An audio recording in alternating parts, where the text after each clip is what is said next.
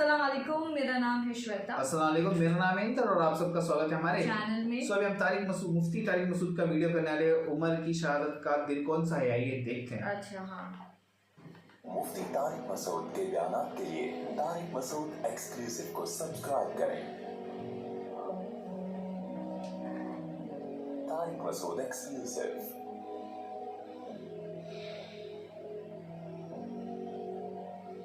हज़रत उमर फारूक की शहादत का कौन सा दिन था? कुछ उलमा कहते हैं इसमें बहुत इख्तलाफ है हज़रत उमर की शहादत के दिन के बारे में। वजह उसकी यही है कि सहाबा कराम किसी की विलादत और शहादत के दिन को वैल्यू नहीं देते थे।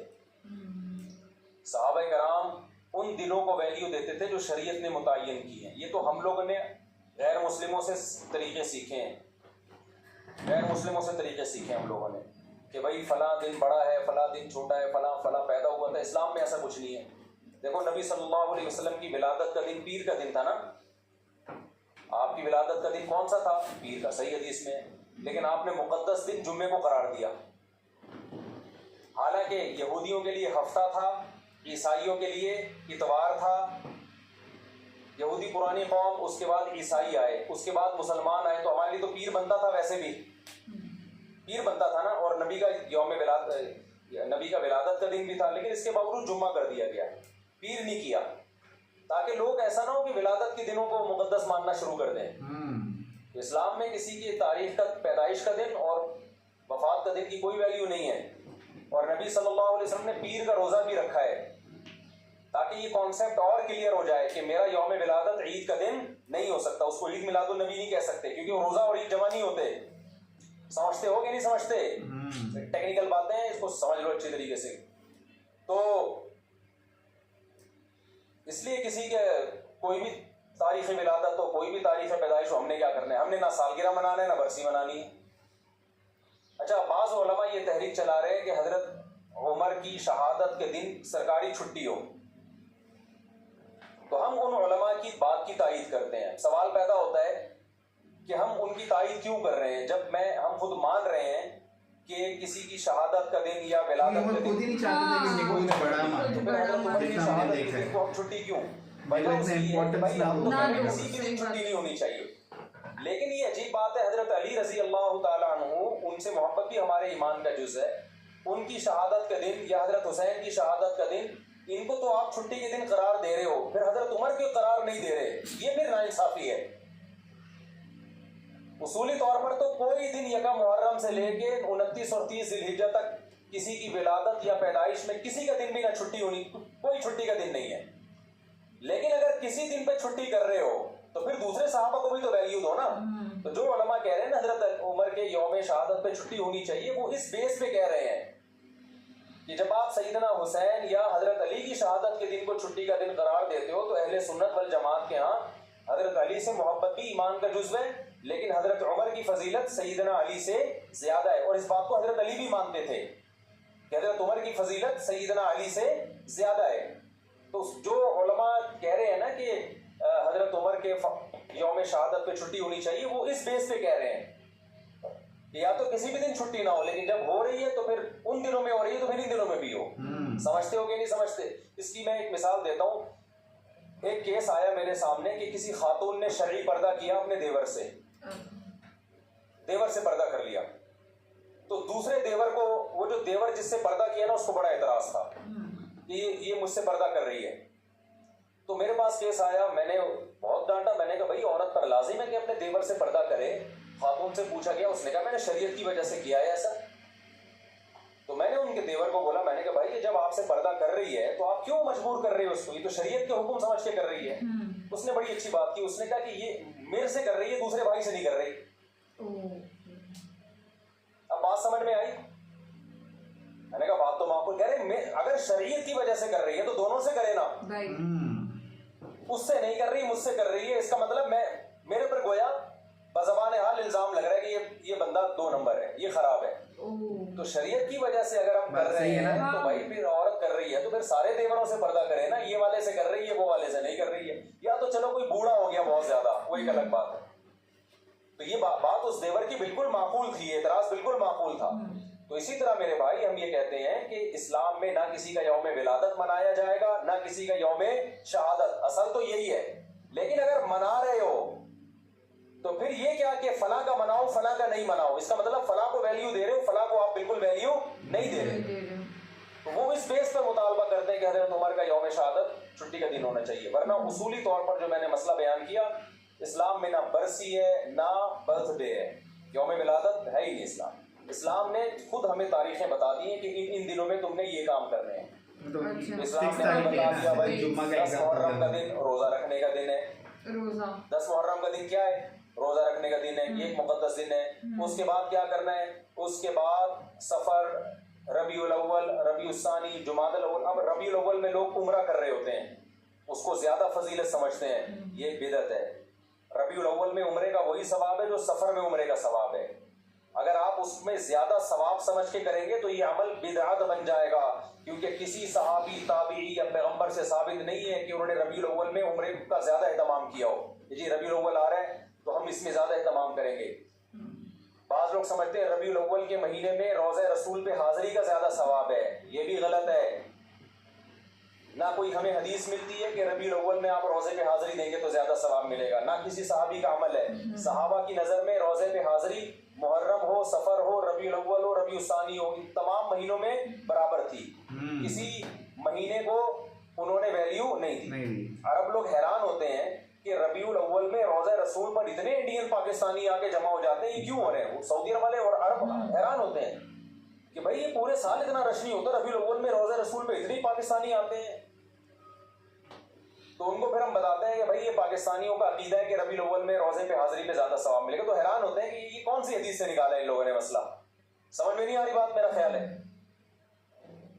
तो किसी महीने में उम्रा करना या नबी के रोजे पे हाजिरी देना ज्यादा सवाब है या नहीं, ये कुरान और सुन्नत से साबित होगा तो हम मानेंगे, अपनी तरफ से नहीं कर सकते। तो रमजान में आता है हमें कि रमजान में उम्रा हज के बराबर है। ये भी मुबालगतन तशबीह दी जाती है, 100% हज के बराबर नहीं हो सकता क्योंकि हज हज है। लेकिन नबी सल्लल्लाहु अलैहि वसल्लम ने उसकी फजीलत को बयान करने के लिए कि गोया हज के बराबर है। आगे फिर उलमा की इस पे बहस है, इस हदीस का क्या मतलब है, अभी मैं उसमें नहीं जाता।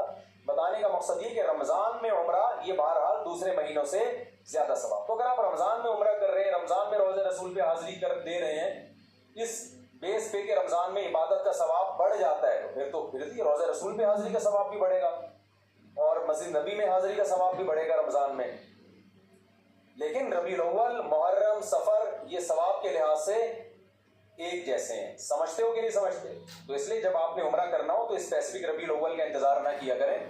आप सफर में चले जाएं, मुहर्रम में चले जाएं, आप रबीउल अव्वल में चले जाएं, आप रबीउल सानी में चले जाएं, बराबर है। अगर आप रबीउल अव्वल में इस नीयत से गए कि मुझे सवाब ज्यादा मिलेगा, तो सवाब के बजाय गुनाह मिलेगा, क्योंकि आपने ऐसी चीज इस्लाम की तरफ मंसूब कर दी जिसकी इस्लाम में कोई दलील नहीं है। ये बिदअत है। समझते हो कि नहीं समझते हो? फिर वही बात जो मैंने भी पूरे बयान में कही है कि कोई लोग आपको कहेंगे यूं यूं ऐसे, आप बोलो भाई हम लकुम दीनुकुम वलिया दीन। वो ग्रीन चैनल वाले करते हैं तो उनको करने दे, उनका मसलक है। तो हमारा मसलक ये बोलो नहीं, तो आप एक फैसला करो, ग्रीन या वाइट, एक तरफ आ जाओ आप। समझते हो या नहीं समझते हो? तो हमारी नजर में सारे महीने बराबर है। रमजान में ज्यादा सवाब है, रमजान में तो हर इबादत का सवाब कई गुना बढ़ जाता है, तो उम्रे का भी सवाब कुछ बढ़ेगा, जाहिर है। तो ये बरसी नहीं है इस्लाम में, ना यौम विलादत है या ना यौम वफात है। हाँ, तो इस्लाम ने क्या किया कि रमजान का महीना रखा, रबीउल अव्वल का नहीं रखा, रबीउल सानी का नहीं रखा, जुमादुल उला, जुमादुल सानी, रजब, शाबान, रमजान का फिर मुकद्दस महीना। फिर इस्लाम ने हमें यकम शव्वाल का मुकद्दस दिन करार दिया, वो ईद का दिन है, वो भी ना किसी की विलादत ना किसी की वफात। फिर 10 जिलहिज्जा बकरा ईद का दिन है, वो भी ना किसी की विलादत ना किसी की वफात, वो इब्राहिम अलैहिस्सलाम की कुर्बानी का दिन है। फिर यकम मुहर्रम इस्लामी साल की इब्तिदा हो रही है और साल तब्दील हो रहा है, तो इस्लामी सने हिजरी की इब्तिदा भी विलादत से नहीं रखी बल्कि नबी के हिजरत के दिन से रखी है, जिस दिन आपने कुर्बानी दी, कोई अमल किया। समझते हो कि नहीं समझते? जो आप सल्लल्लाहु अलैहि वसल्लम ने अमल किया ना, हिजरत की, उसको पहला साल इस्लामी करार दिया गया, ताकि जब वो आए तो एक मोटिवेशन मिले कि भाई कुर्बानी है। कुर्बानी दी थी नबी सल्लल्लाहु अलैहि वसल्लम ने। तो इस्लाम में नहीं है भाई ये विलादत और वफात के दिन। समझते हो कि नहीं समझते? देखो इस्लाम वो है जो अल्लाह रसूल ने बताया, अपनी तरफ से चलोगे ना तो एक्स्ट्रा मत टका भी नहीं मिलेगा क़यामत के दिन। अफल तरीके से आप अल्लाह को राजी करने की कोशिश करोगे, अल्लाह राजी नहीं होगा, अल्लाह राजी नहीं होगा। हजरत उमर कहते हैं, एक वाकया है कि एक पादरी को देखा जो रो रो के ना नालियां पड़ गई थी, सूखा हो गया था बिल्कुल दुबला। हजरत उमर उसको देख के रो पड़े थे, ताकि दुनिया में भी अपने आप को अजाब में डाला, आखिरत में भी अजाब में, क्योंकि दीन बरहक को फॉलो नहीं कर रहा, अपनी तरफ से अल्लाह को राजी करने की कोशिश कर रहा है। आपने ऐसे हिंदू देखे होंगे जिन्होंने मन्नतें मानी भी हैं, कपड़े नहीं पहनते, खाना पीना छोड़ दिया, सर मुंडाते हैं। बुद्धिस्ट को मैंने देखा है ऐसे, जिंदगी भर का अजाब, शादी नहीं करते, तो अपने आप को एक टेंशन में डाल दिया और नीयत ये कि भगवान हमसे खुश होगा।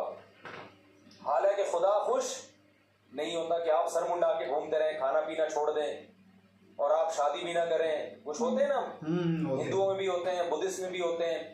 एक यूट्यूब पे मैंने वीडियो देखी, एक हिंदू के जो पंडित थे उन्होंने क्रॉलिंग करके सफर किया पता नहीं कितने किलोमीटर दूर, और कहा हमने मन्नत मानी है कि पैदल नहीं जाऊंगा, क्रॉलिंग करके वो दिल्ली में पता नहीं कौन से मंदिर में, इतना लंबा सफर। क्या आप समझते हो कि अल्लाह इस अमल से खुश होगा? आपने अपनी दुनिया को भी अजाब में डाल दिया और आपने अपनी आखिरत भी बर्बाद कर दी। चंद सहाबा नबी की खिदमत में आए हजरत आयशा के घर, तो उन्होंने नबी का अमल पूछा कि नबी सल्लल्लाहु अलैहि वसल्लम क्या अमल करते हैं। हजरत आयशा ने बताया कि आराम भी करते हैं, तहज्जुद भी पढ़ते हैं, खाते भी हैं, रोज़ा भी रखते हैं। उन्होंने कहा वो तो पैगंबर है भाई, उनके तो सारे अगले पिछली खताएं माफ़ हैं, हम पूरी रात इबादत करेंगे, सोएंगे नहीं। और एक ने कहा मैं गोश्त नहीं खाऊंगा, गोश्त खाता है इंसान के जिस्म में ताकत आती है, गोश्त में लज्जत भी है, मैं खुदा की खातिर सब्जियों पे गुजारा करूंगा, असल लज्जत गोश्त में है सब्जियों में। अबे क्या हो गया, बोल लो ना, मैं भी तो, असल लज्जत तो गोश्त में है, प्रोटीन किसमें है? चेहरे पे जो चमक पैदा होती है सब्जियां खाने से नहीं होती, गोश्त खाने से होती है। आपकी आवाज में जो ताकत, मेरी आवाज में भी ताकत नहीं, बोल बोल के आधा हो गया हूं मैं, घंटे से बोल रहा हूं, 2 घंटे से। तो वरना जो आपकी आवाज में ताकत पैदा होती है वो ककड़ी खीरे से होती है, ये गोश्त से होती है। अच्छा मुझे एक बात बताओ, गोश्त खोर जानवर धाड़ते हैं या सब्जी खोर जानवर धाड़ते हैं? सब्जी खाने वाले बकरी दुम्बा कभी धाड़ते हुए देखा उनको? यूं करके बकरी बोल रही है, कभी देखा आपने? और शेर की धाड़ चिड़ियाघर में भी देख लोगे ना, हालांकि चिड़ियाघर में वो पूरे नेचुरल माहौल में होता नहीं, वो प्रॉपर तरीके से धाड़ता नहीं है, लेकिन डर जाता है आदमी। अगर चिड़ियाघर में पीछे जू में कहीं पीछे शेर खड़ा हुआ, आप यहाँ और एकदम धाड़ की आवाज है, बंदा 2 मिनट के लिए लुढ़क जाता है। तो ये जो धाड़ता है, कुत्ता घर्राता है, कैसी आवाज होती है ना उसकी, पावरफुल। बिल्ली जब झपटने के लिए तैयार होती है, घुर्राती है, कैसी खतरनाक आवाज होती है। तो क्या सब्जियां खा के होती है ये? तमाम गोश्तखोर मखलूक में अल्लाह ने एक दहशत रखी है, एक वहशत रखी है, आवाज में पावर रखी है, चाल में पावर। चीते की चाल देखिए कैसी होती है, फुर्तीला एकदम। गैरत आएगी, तुम लोग को नहीं गैरत आएगी, तुम लोग को नहीं बात समझ में। चीते की चाल देखी है, स्टाइल देखो चीते का यार। चीता एक विजन बनाता है, बैठा होता है, 20 हिरन उसके सामने से गुजरते हैं, वो हर एक से दिल नहीं लगाता। पहले वो ऐसे नहीं छिछोरों की तरह भागना शुरू करते, कभी उस हिरन के पीछे वो नहीं आया तो चलो ये वाला हिरन, ये नहीं आया, ये तो गुल्ली डंडा खेल रहा है एक तरह से। ऐसा नहीं करता चीता, क्योंकि गोश्तखोर है ना, तो हर काम खानदानी तरीके से होगा। चीते पे पूरी डॉक्यूमेंट्री आप देखें, गोरों ने बनाई है। चीता क्या करता है, पहले तमीज से बैठेगा, 20-30 हिरन करीब से गुजर रहे हैं, छिछोरों की तरह हर एक के पीछे नहीं भागेगा कि पकड़न पकड़ाई शुरू हो जाए, कभी वो कभी वो। पहले बैठ के ना काफी देर तक एक विजन बनाता है, देखता है यार कौन सा वाला मेरे लिए सूटेबल रहेगा, किसमें माल ज्यादा है और रेट्स कम है उसके। रेट का मतलब मेहनत कम है, तो पहले वो उसकी सिलेक्शन करेगा। फिर अपना डिस्टेंस नापता है, क्योंकि उसने चंद सेकंड इतनी स्पीड से भागता है, चंद सेकंड होते हैं कि अगर वो मजीद उस स्पीड से चंद सेकंड मजीद भागे तो हार्ट अटैक से मर जाए वो, क्योंकि उसकी स्पीड चंद सेकंड के लिए बहुत तेज होती है। उसमें अगर उसका हदफ उसके हाथ से निकल जाए तो चीता इतनी एनर्जी यूटिलाइज कर चुका होता है कि दोबारा फिर चीते के बचने के इम्कान नहीं होते, लिहाजा उसके पास टाइम कम और मुकाबला सख्त होता है, इसलिए वो प्लानिंग करता है, बैठता है ऐसे करके ना, तो फिर उसका दिल एक हिरनी पे आता है, कहता है यार ये मेरे लिए, इसमें माल भी अच्छा है, इसकी स्पीड भी मुझे कम लग रही है, ठीक है ना, इसकी स्पीड भी क्या लग रही है, थोड़ी कम लग वो रही वाला तो बहुत स्पीड से निकल लेगा, वो मुझे टॉर्च दे जाएगा। काफी देर गौर व फिक्र करके आप यूट्यूब पे सर्च करें, पूरी गौरों की इसमें तहकीक है, काफी एक एक दो दो घंटे बाद दफा प्लानिंग में लगा देता है वो। उसके बाद जब वो हदफ बनाता है कि ये है जिसको मैंने शिकार करना है, फिर जब आहिस्ता आहिस्ता पहले चलता है उसकी तरफ, दाएं बाएं हिरन आए उनको देखता नहीं है, क्योंकि वो इसको छिछोरा काम समझता है कि जब दिल किसी एक को दिया है तो दाएं बाएं नजर नहीं उठाना। आज लड़कों को देखो, मोहब्बत के दावे किसी और से हो रहे हैं, नंबर किसी और का है, बैलेंस किसी और के मोबाइल में डलवा रहा है, शादी के वादे किसी और से कर रहा है। बात सही है, बहुत सही बात है। नहीं है, वो लोग हैं जो गोश्त नहीं खाते। बस हो गया। तो चीज़ा क्या करता है, जब पूरी फुल प्लानिंग के बाद फिर वो दौड़ता है उसकी तरफ, फिर उसकी चाल देखो यार, क्या खूबसूरत चाल होती है। पहले आराम से जाता है, दाएं बाएं हिरन गुजर रहे हैं उनको लिफ्ट ही नहीं कराता, नहीं भाई हमने बड़ी प्लानिंग करके उसको हदफ बनाया। फिर प्लानिंग करता है कितनी देर आहिस्ता चलना है, कितनी देर दरमियानी स्पीड से, और कितनी देर इतनी स्पीड से कि वो लास्ट है बस, उसके बाद अगर निशाना खता हो गया तो मैं मर जाऊंगा। ये पूरी प्लानिंग करके फिर जो भागता है और वो कलाबाजी, उसके ऊपर जंप लगा के उसको जो गर्दन से पकड़ के ईद मिलता है, फिर उससे 3-4 कलाबाजियां खाता है, फिर खुद भी खाता है और जंगल के सारे जानवर उसका बचा हुआ खाते हैं। ये काम गोश्त खोरों का है, सब्जी खोरों में ये सलाहियत नहीं होती। इसलिए इस्लाम ने हमें बकरीद में भी गोश्त खिलाया और अकीके में भी गोश्त खिलाया, वलीमे में भी गोश्त खिलाया, दम जो हम बकरीद में देते हैं उसमें भी क्या है, गोश्त है। तो बहाने से इस्लाम हमें गोश्त खिलाता है ताकि हमारे अंदर औसाफ गोश्त खोरों जैसे हों। लेकिन चूंकि हम इंसान भी हैं, इसलिए अल्लाह ने बताया कि ये दरिंदगी तुम्हारी जालिमों के खिलाफ होनी चाहिए, मजलूमों के खिलाफ नहीं होनी चाहिए। लिहाजा जो खुद जालिम है उसे गोश्त खाने का हक नहीं है। ये दहशत तुमने मुल्क दुश्मनों के खिलाफ निकालनी है, जालिमों के खिलाफ निकालनी है। अब चूंकि हम जालिम के खिलाफ नहीं लड़ते, सही जगह लड़ नहीं रहे जहां लड़ना चाहिए, मुल्क के दिफा में नहीं लड़ रहे, तो फिर बीवी से लड़ रहे हैं, बच्चों से लड़ रहे हैं। बाप घर में आता है, ऐसे जैसे चंगेज खान ने बगदाद पे हमला कर दिया, बच्चे कांपना शुरू कर देते हैं। तो ऐसे अब्बा को चाहिए गोश्त खाना छोड़ दे, क्योंकि गोश्त खाने से कुव्वत गज़बिया बढ़ती है। समझता है कि नहीं समझता? और ये भी खूब अच्छी तरह समझ लो कि ज्यादा शादियां जो करता है उसको भी गोश्त खाना पड़ता है। सब्जी पे आप 4 बीवियां नहीं रख सकते, सही बता रहा हूं मैं। प्रोटीन होता ना काफी, एनर्जी। हदीस से भी साबित है। एक सहाबी ने कहा कि मैं निकाह नहीं करूंगा, वो नबी के पास आया, या रसूलुल्लाह मैं जब गोश्त खाता हूं मुझे ख्वाहिश पैदा होती है, निकाह का ख्याल पैदा होता है। तो वो रहबानियत की तरफ जा रहे थे कि मैं गोश्त छोड़ दूंगा ताकि मेरे दिल में जज्बात पैदा ना हो और अल्लाह अल्लाह करूं बैठ के। हदीस का मफहूम है। तो आप सल्लल्लाहु अलैहि वसल्लम ने फरमाया नहीं, हदीस का मफहूम कि हलाल चीजों को खुद पर हराम मत करो, खाओ गोश्त, और अगर ख्वाहिश पैदा होती है तो निकाह करो। समझते हो कि नहीं समझते हो? तो गोश्त जरूरी। अब तो डॉक्टर भी इसको प्रमोट करना शुरू कर दिया भाई। ये जो मोटापा आता है ना, मैं गया हूं तंजानिया के जंगलों में, वहां मैंने ऐसी कौम देखी है जो सिर्फ गोश्त खाते हैं, मोटापा नहीं है उनमें मोटापा नहीं, लंबी लंबी उम्रें होती है उनकी। लेकिन जो चावल खाते हैं हर वक्त, चावल, बिरयानियां, पुलाव, तो वो थोड़े दिन में क्या हो जाते हैं भाई, देगों की बिरयानियां खाते खाते खुद देग बन गए। बस एक ढक्कन की देर है,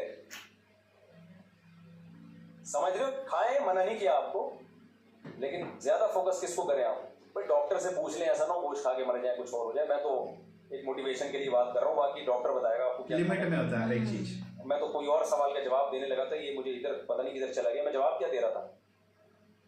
हाँ, तो मैं ये अर्ज कर रहा था कि देखो, अपनी मर्जी से शरीयत पे चलोगे ना तो कितनी ही कुर्बानी दे दो, अल्लाह के हाँ वो कुर्बानी कबूल नहीं। तो साहबी आए नबी के घर में, देखा भाई आप तो आराम भी करते हैं और नमाजी पढ़ते हैं, खाते भी हैं, रोजे भी रखते हैं। उन्होंने कहा नहीं, हम तो, एक साहबी ने कहा मैं हमेशा रोजे रखूंगा, एक साहबी ने कहा मैं सारी रात तहज्जुद पढ़ूंगा, एक ने कहा मैं गोश्त नहीं खाऊंगा।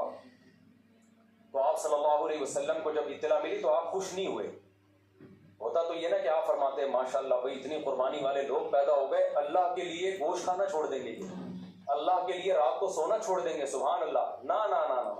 आपने फरमाया कि मैं तो रोजे भी रखता हूं और नागे भी करता हूं, मैं तो गोश्त भी खाता हूं, मैं तो निकाह, एक साहबी ने कहा मैं निकाह नहीं करूंगा जिंदगी भर, ताकि अकेला जिंदगी गुजारूं और अल्लाह अल्लाह करूं बैठ के। यही मतलब था ना, जब बीवी होगी बच्चे होंगे तो टेंशनें भी आएंगी ना।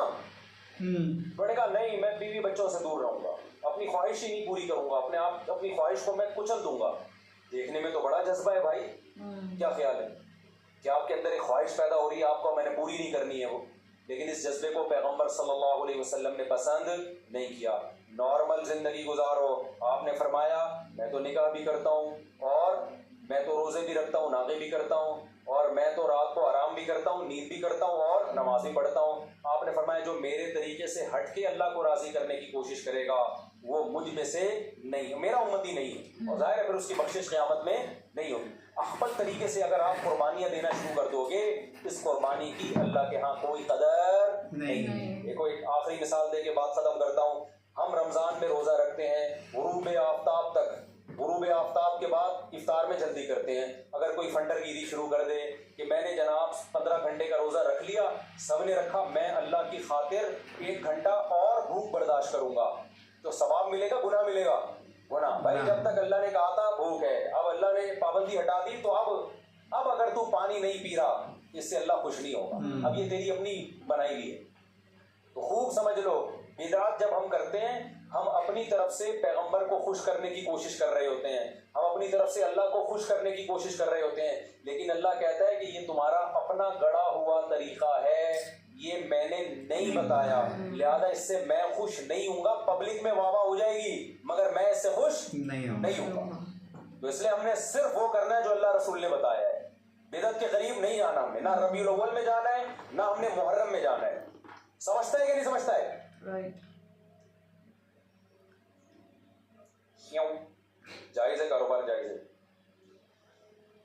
मैंने कहा कि कारोबार करो, माली लेन देन करो, दावतें करो, मसलक की में पोजीशन वाज़ेह होनी चाहिए। भाई हमारा, हम सुन्नी है, मसलक को मर्ज नहीं करना। सबीलें जो चल रही हैं छोड़ दें, वहां अपना खाना खाएं, ना किसी को मना करें ना खुद जाएं। जो कर रहे हैं उनको करने दें, उनका मसलक है भाई। बहुत सारे फिरके हैं, तो वो भी आप बोले भाई हम चूंकि सुन्नी है, हम अहले सुन्नत वल जमात हैं, नबी ने फरमाया था 73 फिरके होंगे एक जन्नती, तो हमारा ख्याल ये कि जो अहले सुन्नत वल जमात है वो जन्नती फिरका है। ये जो कहते हैं हमारे कोई फिरका नहीं है, तो मैं पूरा बयान इस पे कर चुका हूँ, ये टोपी ड्रामा है, ये जिसने दीन पे नहीं चल रहा होता है की बातें कर रहा हूँ। बोलता बहुत भारी है भाई, हम अहले सुन्नत वल जमात हैं, हम हदीस को भी फॉलो करते हैं और सहाबा को भी फॉलो करते हैं। तो सहाबा ने ना ये सबीलें लगाई हैं, ना इस तरह कोई ये काम किया, तो हम नहीं करेंगे। जो कर रहा है उसको करने दे। समझते? खाने पीने की जो मुहर्रम में चीजें आती हैं बिदअत है भाई, वापस कर दें मोहब्बत से, नहीं फेंके नहीं, किसी गरीब को खिलाते हैं, जिसको जाया ना करें।